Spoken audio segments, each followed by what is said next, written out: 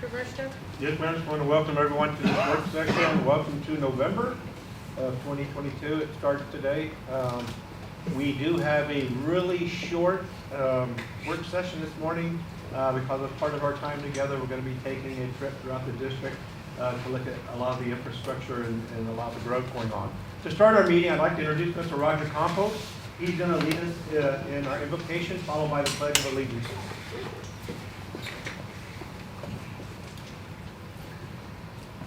Okay.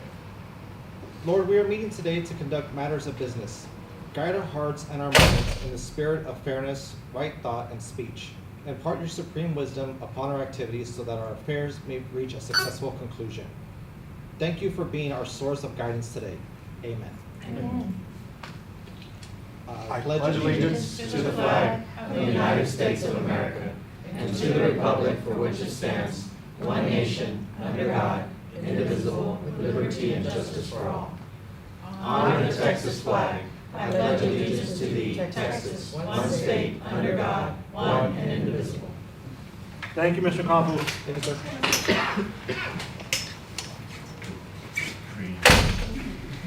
Okay, Thank do you. we have any public comments?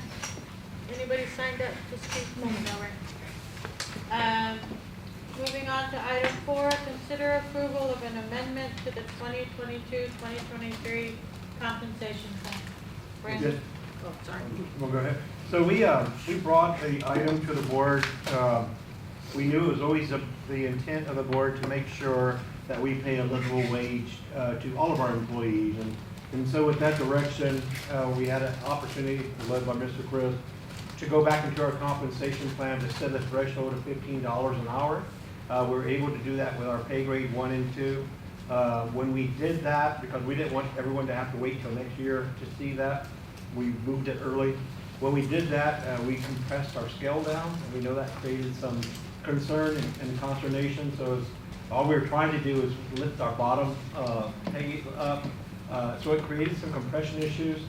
We've had an opportunity to hear folks, so we went back through, and Mr. Chris has been really diligent on this matter, and we'd like to present an opportunity to correct most of that compression, but you know, this is a journey. We're just trying to make sure we have a threshold, our folks have a livable wage, and we move forward. There'll be more corrections to come, but we think that what we're presenting today is definitely in support of all of our employees on the auxiliary and clerical technical pay grade. And so I'll turn it over to Brandon. We'll go through that about what we are requesting today and about what we're going to be doing in the future as well. Thank you, sir. So the scales are attached, and I know they were in your board packet. And previously, we capped anybody that was over 15 already on pay scale 1 and 2 on auxiliary and clerical.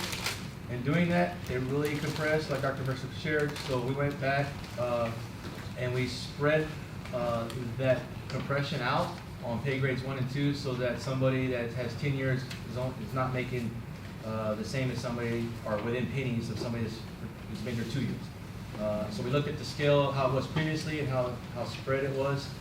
So between the pay grades, or let's say pay grade 1, wherever you are on the years of service, we wanted to try to keep a balance there from what we had previously, the kind of like the spread. And so you'll see that there's some of these employees on pay grade 1 got a 4% raise and some got a 10 based on where they were on the scale. So if you're a first year, you basically almost got a 10% raise. And so that ranges anywhere between $1,200 to almost $4,000 in their annual salary. So it's a good increase for these employees. It does fix compression on 1 and 2 on both. And then this summer when we come back, it's going to be really up to the board, is because we just gave them a raise in August at 4%, and then some of these individuals got up to 14% a raise this year. So we'll have to look at it next year to see if you want to continue and give them a raise, or we freeze down and then we give everybody else a raise. Because now we've really added compression from pay grade to pay grade now. So pay grade 1 and 2 went up, but pay grade 3 is a lot closer than it has been to pay grade 2. So those are things we'll have to keep in mind as we go into the summer. Maybe it's not the full percent that we do for everyone. Maybe pay grade 1 and 2 is like a 2%, but pay grade 3 and above is 5%, so that we can still spread it again. So we fixed the actual pay grade with years of experience on those first two, but we will contend this summer with the difference between the upper pay grades versus the lower. Previously it was about 670,000, and it impacted about 340 employees. Doing this change impacts about 425 employees, and it's about $890,000 to the budget. So we'll bring an amendment this month if y'all approve this, and this will become effective for the next pay scale, pay dates. So once you approve it, I can give payroll the green light to make these changes so that employees going forward will receive these wages instead of what we were paying previously. Questions for me? Did we ever, there was some conversation about, because there was a lot of concerns about the special ed aides that are, doing work like, bathing children and changing diapers, making almost the same amount as the aides that don't do that, like in the pre-K rooms. So that they're pay grade 2s, that maybe they should be pay grade 3s. Did we make a decision on that? Well, Dr. Barrett shared that with me, and so the first thing I did is I went to other districts, because normally, we really don't compare jobs versus job internally, we compare the market, right? What is everybody else paying their special ed aides compared to us? What is people paying pre-K aides compared to us? Because if you're pre-K aide, usually you go to maybe another district for a pre-K aide if they're paying more money. Right. Us moving to what we did, you will see our surrounding areas, besides Northside, I'll be transparent, I didn't get Northside's because they have an internet, so I need to call them to see.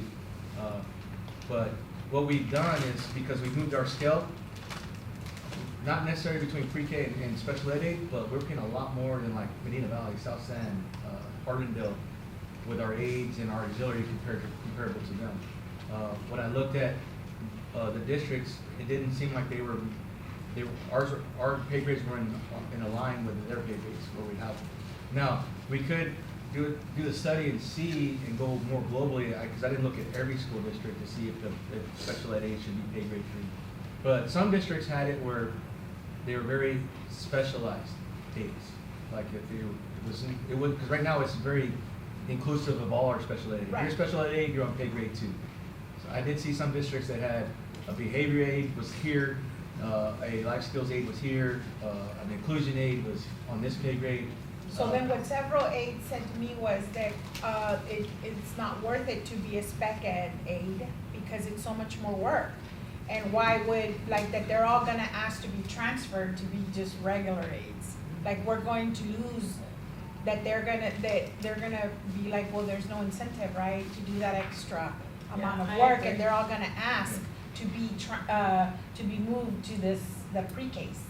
I agree, we're gonna have to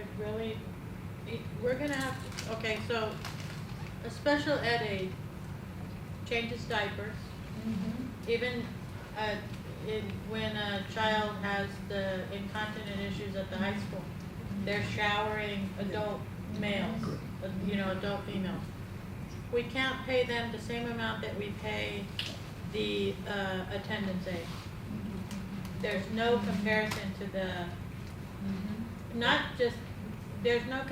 we have to be able to trust, they have a level of expected trust in them because of how they handle and we have to value that. We're gonna have to at least talk about moving them up, at least a pay grade. It's just not, if we're having trouble enticing people and we bumped them up to $15, we can't have a special ed aide making $15.30. 30 cents to do, and they do it because they love the kids. I mean, they don't do it for the money, that's for sure. But we have to put some kind of value on the special ed aid, whether that means they have to do a little more training, which they probably already do have to do more training. But if there's a different level expected of them, we're gonna have to pay, that and not wait until the summer to fix it. Agreed. I agree. There's no doubt that, and we'd like to take this one information, bring you guys data. There's some things that we found when we researched them, and I agree with you 100%, we all do. There are some cases where we found our pay grade 2 was higher than someone else's pay grade 3. And so it's more about looking at the pay grade, but also where those levels are, so that we can bring you guys that data and make an informed decision. We talked about how in the world did self-contained aides get on PG2, and other than a recommendation from TASB, we really don't know how that's kind of evolved over time. So we'd like to take this one piece out and really kind of explore it, new data, bring what the surrounding districts are doing, where their pay grades range. We'd like to encourage everyone to set a minimum level of no one who works in the school district permanently in a bona fide position should make less than 15, and so that was our goal here. Yeah. But now I think we take these scenarios or these kind of specifics and really research them and make sure that we're doing right by all of our employees. So we agree with you.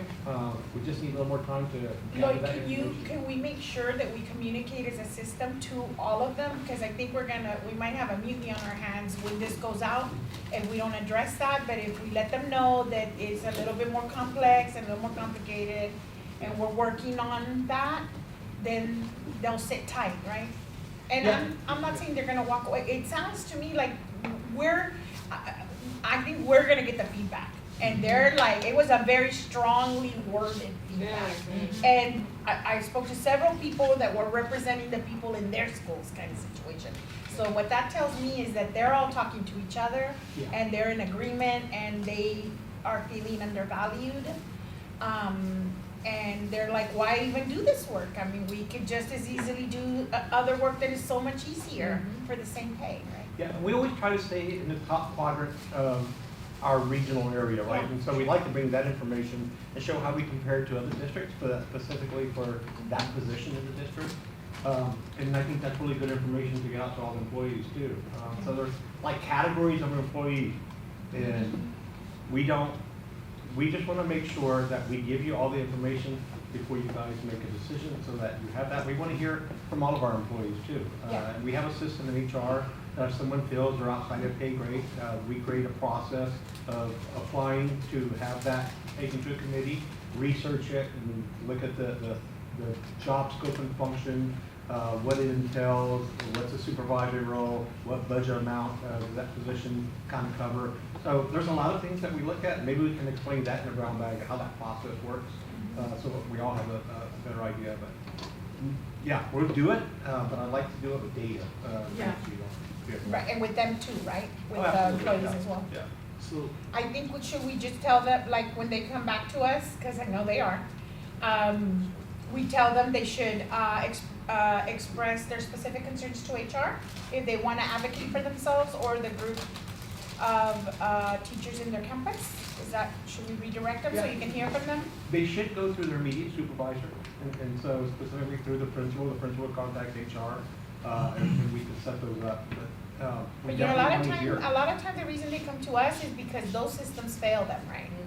hear- Yeah, They go to the principal and the principal doesn't like really come to administration. Well, I will say this, so like, I'll use my division. I have, I don't even know how many employees, 600 employees really in the division that are mostly support staff. So like a custodian, a grounds crew, and you have so many different positions that we're looking at, so it's hard to me just pull out one and say, okay, let's just study that one. That's why we do the TASB study, because you've got a lot of positions, because I can counter saying, well, a custodian, he's cleaning up in the restroom after Yeah, everybody all the you're time. And so, it's where do you find value and how do you compare to your market to make sure you're fair, because we want to keep our people. Right. And so sometimes it's hard to compare jobs to jobs, like, and I understand between a pre-K aide and a special ed aide, I've never been either one of them, so it's kind of hard to like, there's different circumstances. So we try to get TASB involved a little bit to help us globally look at what the market is, what you're paying, where you're undervaluing, and where do you need to make changes. So we could probably bring that back again. For what you're talking about, I understand them thinking that we should not be 2s anymore, we should be 3s, and we can look at that. But I think their biggest concern is that we moved all these first year people, and I've been a special ed aide for 18 years, and now I just make $16 an hour, and now you move the people making 13 to 15, so within one swoop, they made up all that ground on me and you didn't do anything for me. We just fixed that. Hopefully we did. We moved that scale that somebody that was 18 is not that close anymore. Now the pay grade changes, those are other things, because we have a lot of that happening. Like people think that I want a pay grade, this is my word, what does it look like? So we have to kind of look at it globally, with like the market and study it. So make good decisions, because it's gonna happen, like you move one and then the other group's gonna go like, hey, what about us? That's kind of what happened to this. So I just say that so that we can use real data, look at our market, and then at the end of the day, the same thing that I would do for my division, respect from a department. I don't know if that's really a principle, saying, hey, 'cause it's more of a special ed. The special ed should make recommendations on, because that's their positions that they know what they're doing. Principal may see them, but they don't understand the Yeah. job descriptions. Well, and the issue with that is that I've been hearing for over a decade is that there is no communication or very little communication between the special ed department and the people on the ground on the campuses. So kind of like special ed hands them off to the campus, but then the campus kind of hands them off to special ed and they don't get visited. And I'm not saying recently under Aubrey, but there's still that culture of where I hear from teachers in those classrooms that say they've never been visited, not like once in the whole year. And this has been happening for years and we bring it up periodically or whatever. So I think there is a very, very big breakdown in communication between our spec ed teachers and special ed and aides and the actual department. And unless you're on fire, you really don't get a lot of attention. And I think that's probably why we hear from that department so much, right? So I mean, that's obviously a bigger picture, global Yeah. kind of thing that needs to be addressed, but someone's gotta pick up the slack somewhere, cause these people are not feeling like they're being heard in a systemic way, in a structured way, where they know where to go, what to do, or who to reach out to, right, to get issues resolved. So my recommendation, I can sit with Aubrey and we can specifically study the aides at other districts and what we look like comparable, so that we can bring out data. At the end of the day, she can make a recommendation based on, just like I would for positions in my division, saying, hey, this job description is really not meeting the pay grade that it's on. Because we do have a committee, we set that up because we're trying to be fair, instead of just picking and choosing and seeing who gets the raise because Well, they and- complained enough And or let me they give said you a something. perfect example. Yeah. When a pre-K aide was asked to change diapers, and she's like, I don't get paid to do that.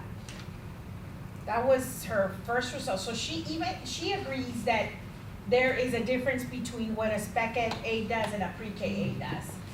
She's like, this is not the job that I signed up for, you know?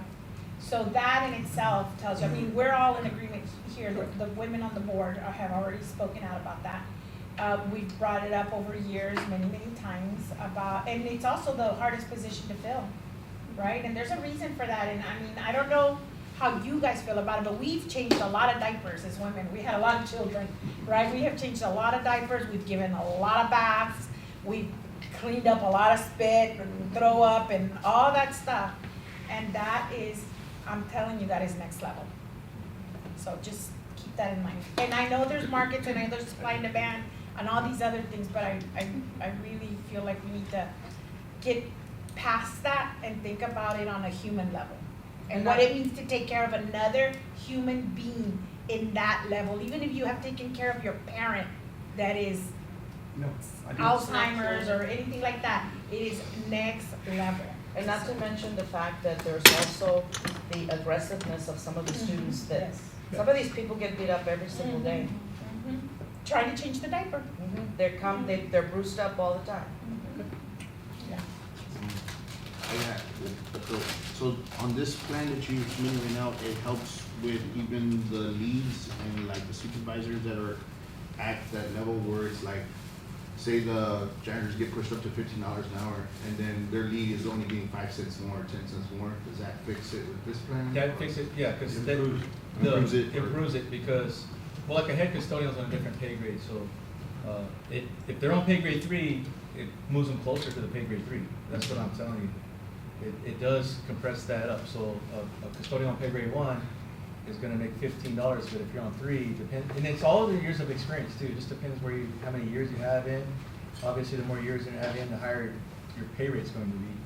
But we fixed compression with the years of experience, but we also moved the pay grades closer to the other pay grades, so there's a compression going this way. I mean, it doesn't fix the whole pay grade. I just wanna be transparent, because I think I wasn't transparent enough last time. When we did that, it really compressed the years of experience, and that's what really set the fire. But now, pay grade 1 and 2 have moved a lot closer to pay grade 3. So those individuals on pay grade 3, on the clerical and on the auxiliary, they may be like, hey, now that I'm not making much more than somebody on pay grade 2, same thing, why don't I go work and do something on pay grade 2 with a lot less stress? But we need to fix it. Right now, if we move the whole pay grade, you're talking, I mean, that's millions of dollars. Like, just doing 2 pay grades is $890,000. How many spec ed aides do we have? Well, so when you're talking about pay grade 1, there's 341 employees, so it's No, not how just. many spec ed Oh. grade, On pay grade 2, we had, I mean, I would be lying to you if I Yeah. just, I mean, it's a lot. Yeah, and then there's instructional, and then there's the aides that are inside the Pre-K. life skills, and then there's a pre-K. Yeah, and So then, there's- but on both pay grades, so like you have, I mean, we have But it's We not have- just the age. We have it's everything on that page. 20, at each high school, we have 20 We're talking, custodians. I am talking about the women that change diapers, give baths and. No, I was answering his question, because he was asking Oh, about, I'm sorry. yeah, I wasn't arguing More about than the just age. Oh. in of that it. position. No, he's asking me about, like, if you're on pay grade 1, Oh, okay, about Yeah. everybody. yeah. Oh, okay. So you're still gonna have that compression issue, I'm just, full transparency, that if I'm you're sorry, on 1 or Brandon. 2, it's closer to 3, yeah. Okay, just real quick, it's already 11:56, so we're gonna give you the directive to look into the special education. So we, We're going to vote on approving this, and then whatever maybe you present to us again as a board, let us know where we all are now on the scale Okay. and how much this, that way we can move on with the meeting. And, so I'm gonna ask for a motion for this. I move on that. Second. Yolanda seconds. We're not gonna have any more questions because we're running short on time and it's just a discussion that we can have at another time. So all those in favor say aye. Aye. Opposed, no. Passes. Thank you. And we'll move on to,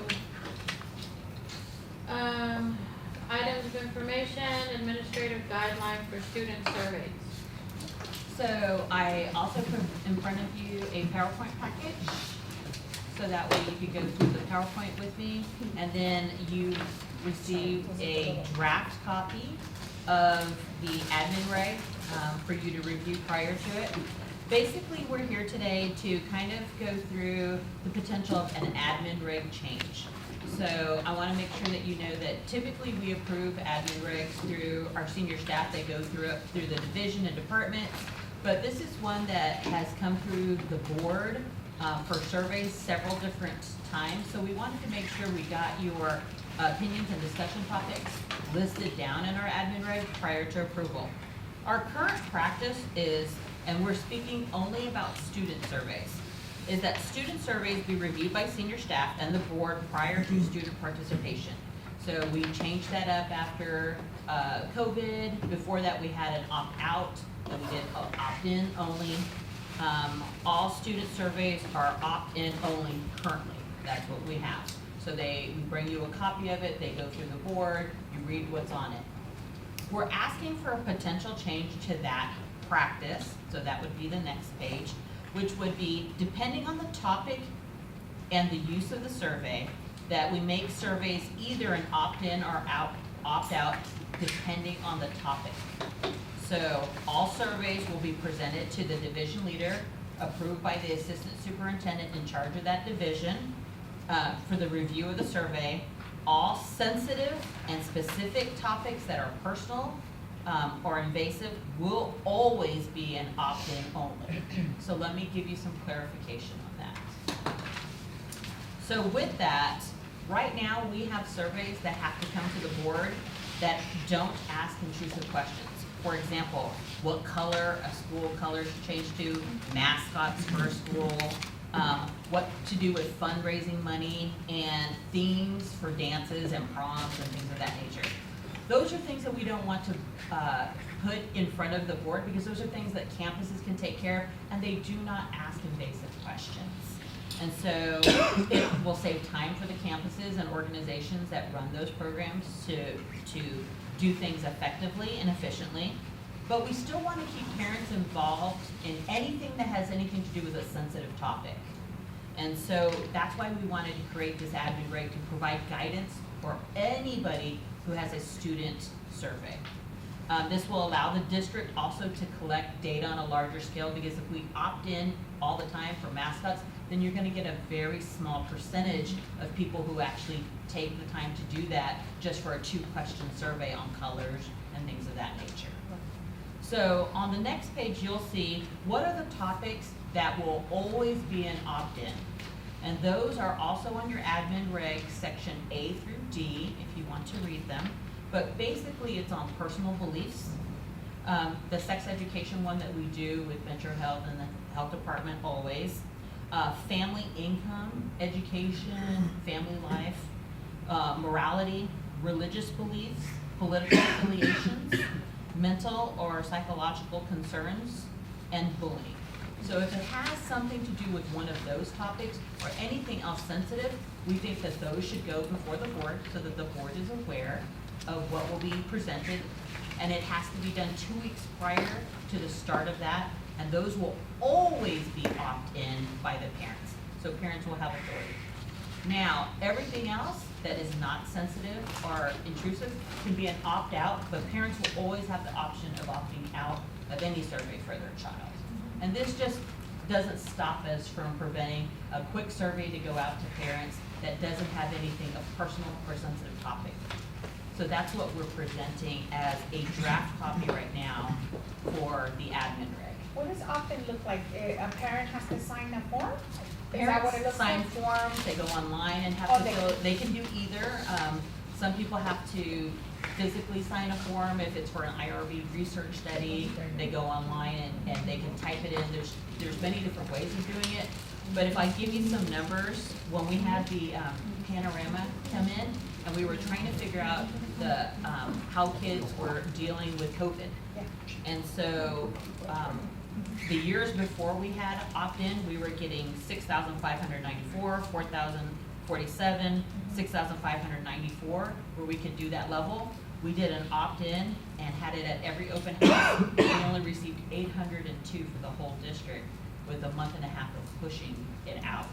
And so now we're only gonna get the data for the kids that fill that in, but we may be missing services for kids that really need it because we didn't have that. And so the screener doesn't have any private information in it. It basically says, do you set goals for yourself? How do you feel when you accomplish a goal? How do you feel? Do you have friends at school? Things Very that- generic. Very generic. That part is just a generic screener. If we get that, we could actually see if, ooh, we might have something here. We can contact a parent and get some services to a child. The other part of the survey is, were you ever bullied? How did you feel about that? That would be the opt-in part, because it specifically talks about something that a parent may need to know about first. So we're looking at this admin reg so that way we don't inundate our parents with a whole bunch of permissions for surveys that take a second or two and they're not intrusive. And that we really leave that opportunity for them to review surveys that they really should have a guidance on first. So Yeah. this is item of information, you'll bring it to the next board meeting for a vote, or is this a voting thing? We or- just wanted to get your opinion on the admin Okay. reg. Admin regs usually don't go through the board, but we Okay. like to hear feedback on what you thought about it, as we've talked about surveys in many different formats to the board. Okay. Thank you, Francis. Anything? I got one question, ma'am. It's gonna be fast. For a person that say a kid or student that feels like they, have to, cause their parent, they say their parents are abusive. And they don't feel that they're like, they have to go to their parents, say, oh, do you feel safe at home? Just ask the question, where, say, how you feel safe at home? If the parent opts out on that question, how do we make sure if the kid wanted to feel safe at school to acknowledge that I'm not safe at home? So how do we work that into play so that way we can have a safe space for a kid to opt in to say that he is not safe at home? You understand what I'm saying? Right, so that wouldn't be on the survey, because Okay. that's gonna be this is just to make sure that, the adults that want to push out surveys have a definition of what has to be opt-in, what can be opt-out, that gives them permission. for those students, we have, including, private, anonymous reporting that they can do. We have social workers. Not every district has social workers at every campus that are reach out to those people. And then we have other advocates on campus that they can reach out at any time. And then that's handled differently. The counseling department is wonderful. They have a whole protocol where they go in and actually do guidance, and they meet up with students and meet with them regularly. So those are two different ones. This will just be to ensure that the board and somebody has reviewed anything that will ask sensitive questions. We know about it in advance, and that parents have the option to opt out of those for those students. And everything else can go ahead and we can do the operations of the school more readily and efficiently. Thank you. Now, we wouldn't ask that question, but using your question as an example, that would be considered sensitive. It would be an opt-in. We're asking the same student, what mascot do you prefer, the 3 mascots, that would be opt-out. So, Okay, so, thank you, Francis. We're gonna move on to item B, and then we adjourn after we come back from the tour? we can Okay. adjourn when the bus pulls back up. All right, so we're going to move on to item B. And do we just? I would recommend that everybody, if you need to use the facilities where we go, we're gonna be on the bus, it'll probably be about an hour, hopefully, to get through, to get back, and so we could stop, if we have to, but it would be best if we don't have to every 5 minutes. I'm just saying, I gotta go all the time. You're being very good by letting us know that. He knows us. I can wait for it. Thank you, Dad. Before we start the trip. So when we pull up after the tour, board members, we need to come back in. Yeah. Come back in. Okay. I was like, bring We're it on. gonna have to pick up our Okay. paperwork. Oh, I got it. Well, I'll make sure everybody go too. Yes, thank you. Oh, cool. Want to end the session? Hey, everyone, Let me make sure the kids aren't. Oh, yeah. Because they were changing. yeah, the kids change and make sure they're separated. There's a bathroom upstairs. Okay. I have to pause it. Now? Yeah, if you can just say it. Okay, so we're gonna move on to item B, which is tour of residential development within the Southwest District, and then when we come back, we will adjourn the meeting.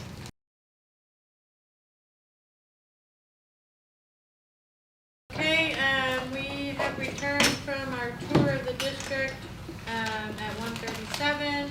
Dr. Verstiff, do you have one more thing? I think you guys have it in front of you. A lot of things going on this week. With volleyball, we have the Fire and Armor Bowl, big game, a lot of events. I know we have Apollo Champions coming up. We have an esports event coming up. I think Roger's going to cover. Yeah, just real quick. Go ahead. Esports is the Esports Invitationals tonight. That's our brand new event. That's going to be at Southwest High School at 6 p.m. That's going to be a really cool thing. We're actually going to have representatives from CASTEM, Southwest High School, Southwest Legacy, and our SET program, I believe. They're going to be out there, so they're going to have like a little tournament, so that'll be fun. Tomorrow night is going to be the Trial of Champions, which if you went last year, it was at North Park Toyota, and this year we're doing it at Southwest High School, so we'll alternate that every year. That'll be that whole relay race thing that we do with the student council, and I think we're also going to have set members out there too as well, some food trucks, things like that. That will start at 5:30 Tonight? tomorrow. Tomorrow. And then lastly, I'm sorry, that was at 6. And then lastly, on the day of the game, we'll have the Fan Fest at 5:30 p.m. And that'll be outside of Southwest Legacy High School. So that'll be from 5:30 to 7.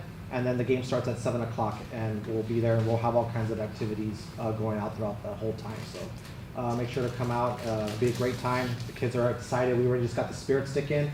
Again, we went ahead and did the 8-foot Spirit Stick. So 4 feet for Legacy and 4 feet for Southwest High School. And they'll get a chance to win that tomorrow at the Trial of Champions. And then they'll be able to take that to the game and have those bragging rights. So lots of Awesome. fun. All right. So at the game, expect to see things like some STEM opportunities. We're going to bring in some drones. We're going to introduce the new teachers of the year at campus. We're going to be celebrating our veterans and active military as part of our halftime show. We do have a small fireworks venue in honor of our veterans and our active military. The bands will do their thing individually, and they will finish doing something together. And so, about community, we're also going to acknowledge the food drive. Yes, the service project is additional still going. service that we put around the Fab Bowl. So Yeah, a lot of stuff will happen in about a 2.5, 3 hour window. Did you say we're recognizing veterans?